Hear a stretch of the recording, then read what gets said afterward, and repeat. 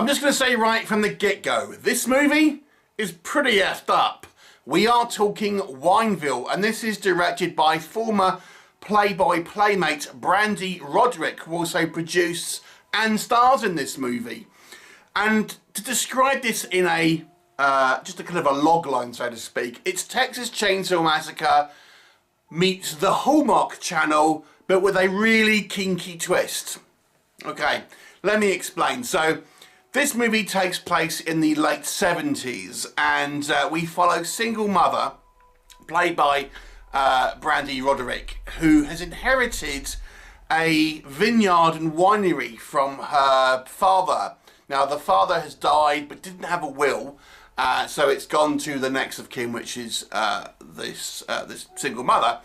And during her childhood growing up in the family home, she was abused, raped by her father, and as such, it's a kind of somewhat stressful situation, as you can probably imagine.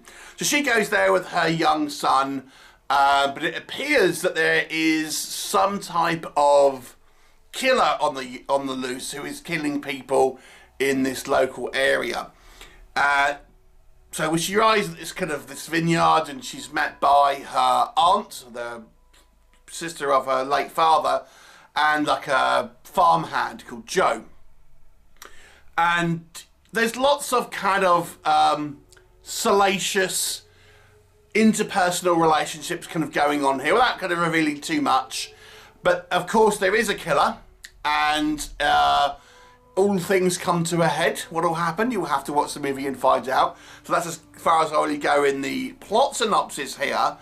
So let's talk about it, what works in this movie's favour. So, just to give you some context, I get sent a lot of screeners to review here, and a lot of them seem, well, at first glance, to be, generic kind of horror films. And I have to be honest with you, this one initially I thought, it's going to be a slasher that's killing people and making wine out the blood.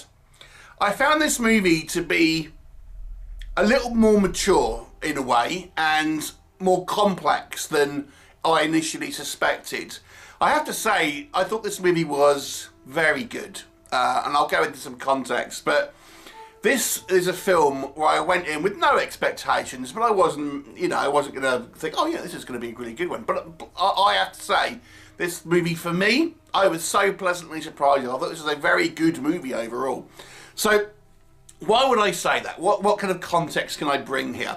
So let's talk about the look of the film first of all. So as I say, this takes place in the mid to late 70s.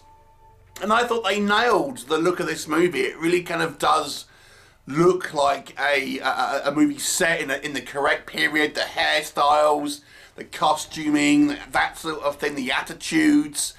I thought they did a very good approximation of the 70s, and of course, then you've got it likens the look of it to the likes of Texas Chainsaw Massacre. We have this kind of out of the way vineyard, this kind of dusty, kind of deserty sort of setting.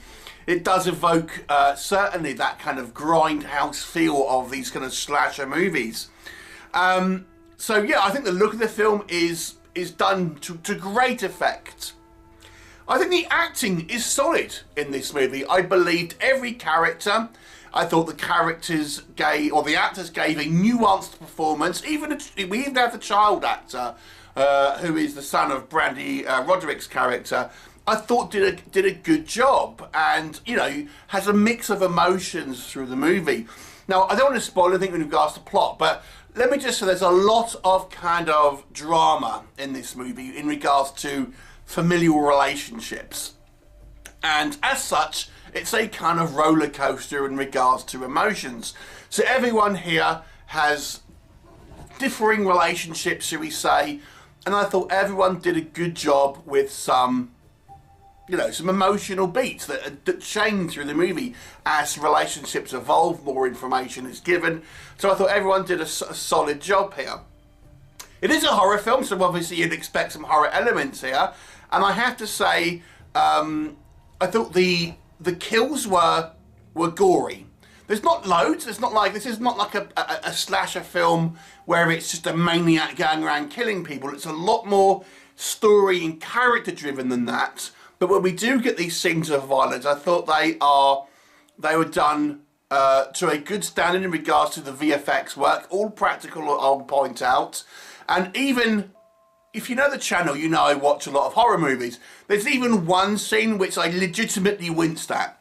So, you know, for a film to do that to me, it's got to be kind of quite effective in my view. So I thought the violence, when we do see it, is impactful. It looks realistic. I think the gore effects, I mean, you know, it's not a medical drama. It's not like necessarily completely realistic, but it's realistic enough where I think you can kind of, you buy into the kind of the scene here.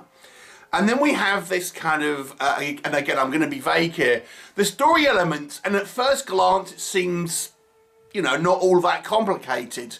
But as things are revealed, you're thinking, man, this is some messed up stuff going on here, and it doesn't stop. It just seems to, it's like peeling off layers of an onion.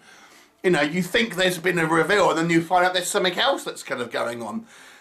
So I have to say, it was pretty good in regards to its sort of story, both of the way the story is actually constructed, and then as the movie goes on, the reveals and how they kind of feather it in to kind of like think, oh damn, no, this puts a new dimension on this kind of like situation. So that was pretty good. It even makes you somewhat feel a little bit of sympathy for our antagonists. It's all I was going to say here. So I thought this was overall a solid movie. Now, what I'm going to say next, I think, could be taken as a positive and a negative, depending on what you want from this film. So, one of the things I feel this movie makes it feel maybe unique among the sort of slasher films is that it feels a cross between a drama and a slasher. This isn't really a guy... The focus of the story isn't a killer going around killing a bunch of people. There is that. But it's more about, it's effectively like I say, a Hallmark drama that's very salacious, but you have a slasher in there as well with some pretty brutal stuff going on. So it's almost like 60% drama, 40% horror. But when the horror hits, it's effective. Now, I think this gives this movie a very unique style, and it's certainly its own identity. And there are, you know, horror movies that have had elements of that, certainly. Even the original Texas Chainsaw Massacre. But for me, it almost plays more like a drama, but just with some quite severe horror elements. Don't get me wrong, there is plenty of horror stuff here. And even some of the dramatic elements are kind of quite horrific. But it just gives it this, like, the sense of drama. And because it's so well played, so well kind of like put together, it really, I think, makes this film have a very unique and its own identity, which really works for me. Do I have any negatives here?